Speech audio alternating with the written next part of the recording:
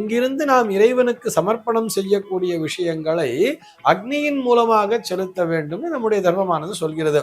அதனாலதான் ஒரு ஹோமம்ங்கிறத பண்றோம். அந்த ஹோமத்திலே நாம் இறைவனுக்கு கொடுக்கக்கூடிய அவிர்வாகங்களை எல்லாம் மந்திரபூர்வமாக சொல்லி கணபதையே ஸ்வாஹா அப்படின்னு சொன்னோம்னா, அந்த ஸ்வாஹா தேவி என்பவள் அந்த அக்னியினுடைய பத்னியாம். அந்த ஸ்வஹாதேவி என்ன பண்ணுவான்னா, நம்ம கொடுக்கக்கூடிய ஆகுதி அப்படியே கொண்டு போய் கணபதி கிட்ட சேர்த்துருவாளாம்.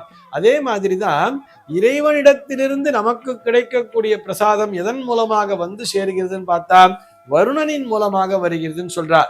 இங்கிருந்து நாம் கொடுக்கக்கூடியவைகளை அக்னியின் மூலமாகவும், அங்கிருந்து இறைவனிடத்திலிருந்து நாம் பெறக்கூடிய விஷயங்களை அந்த வருணன் என்கின்ற அந்த தீர்த்தத்தின் மூலமாகத்தான் பெற்றுக்கொள்கிறோம்னு சொல்லப்படுது நம்முடைய சாஸ்திரம்.